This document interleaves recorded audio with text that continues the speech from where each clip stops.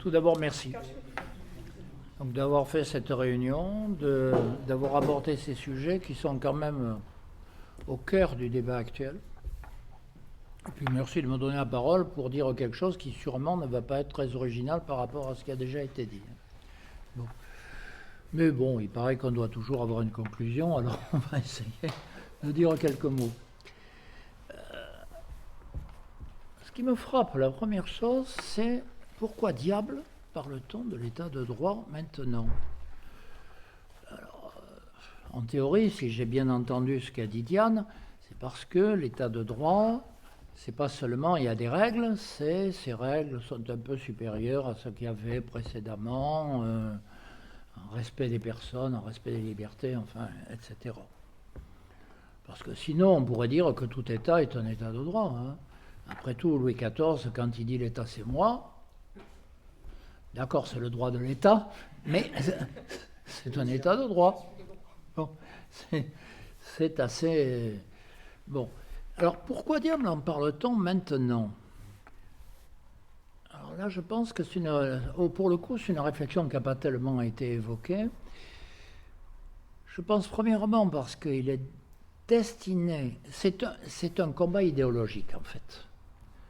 Et on a envie de le mettre en avant parce qu'idéologiquement, il y a des instruments, des organismes, des personnes qui ont intérêt à mettre ça en avant parce que ça les arrange. Voilà. Donc, nous considérerons que le droit tel qu'il est fait aujourd'hui est supérieur à ce qu'il y avait précédemment. C'est un peu ça l'idée qu'on cherche à nous faire passer. Or, le droit tel qu'on le fait aujourd'hui, il est pour une large part inspiré par l'Union européenne. Donc, l'Union européenne est un progrès. Il y a une espèce d'idéologie subtile pour nous imposer l'idée que l'Union européenne, c'est quand même un super progrès historique.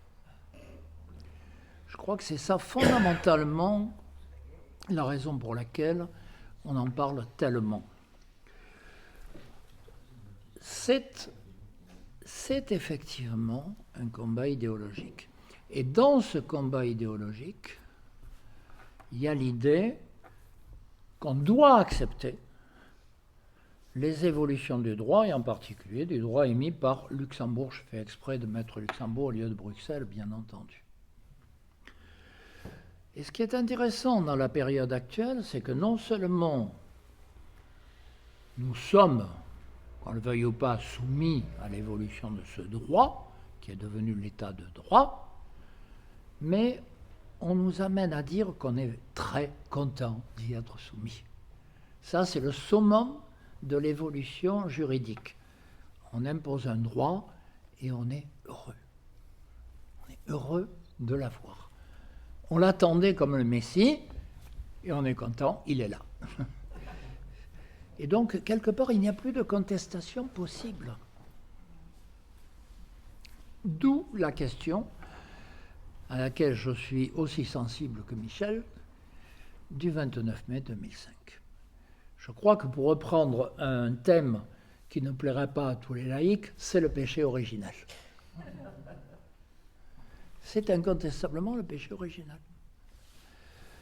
C'est-à-dire que le peuple français, qui est théoriquement souverain, qui est théoriquement capable de dire sa volonté, hein, non seulement parce que c'est la Constitution, mais parce que l'article 6 de la Déclaration des droits de l'homme et du citoyen dit clairement la loi est l'expression de la volonté générale.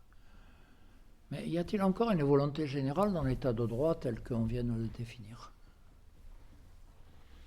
Et donc, quelque part, l'état de droit tel qu'il est-ce qu'il n'est pas destiné à tuer la politique ? Fondamentalement.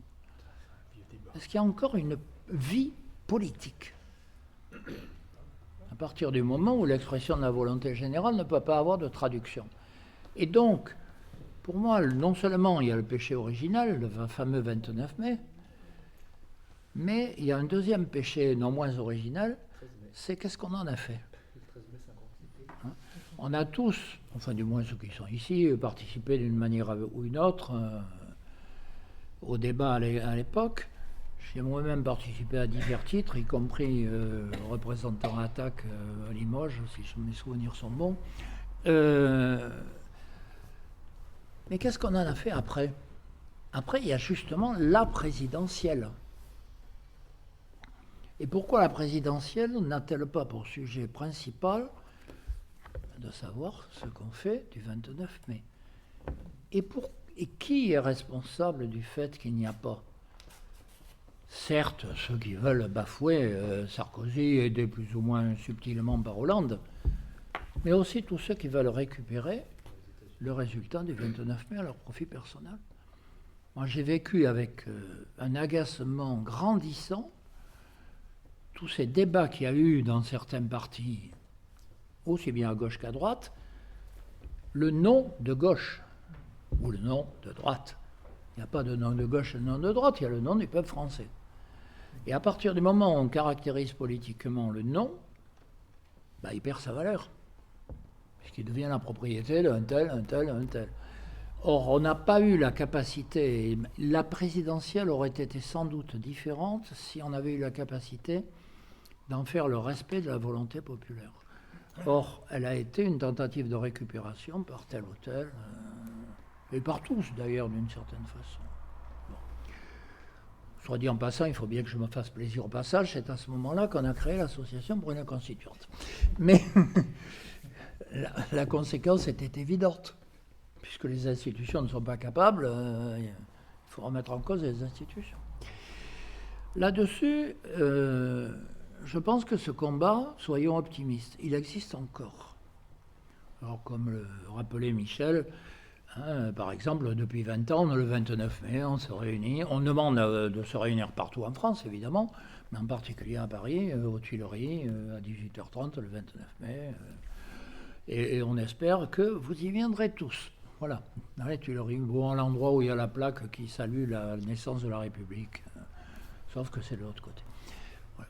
Mais ce combat-là, il est là. Et donc la question, c'est évidemment de se battre sur le fond de qui fait le droit.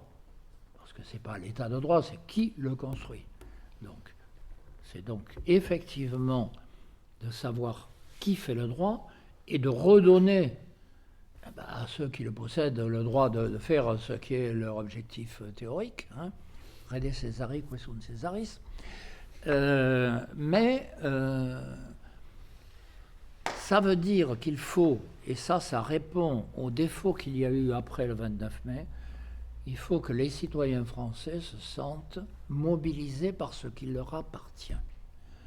Et d'une certaine façon, à partir du moment où le système politique ne veut pas prendre en charge les vraies questions, dont celle-là, ça veut dire qu'il faut arriver à les poser, et en particulier, comme l'a dit Michel, appeler à un référendum sur la supériorité du droit national sur le droit européen. Bon, il y a eu des choses qui ont été évoquées, les Allemands, qui sont quand même une force de résistance par la Cour de Karlsruhe, les Slovaques qui ont voté la supériorité du droit national sur le droit européen. Bon, c'est pas le pays le plus important, mais enfin quand même, il y en a un.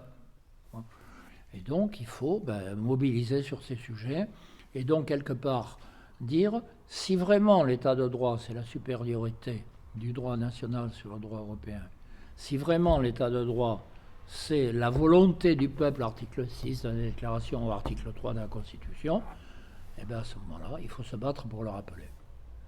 Et donc, c'est tout l'objet, sans doute, de cette réunion qui, la prochaine fois, réunira des milliers de citoyens.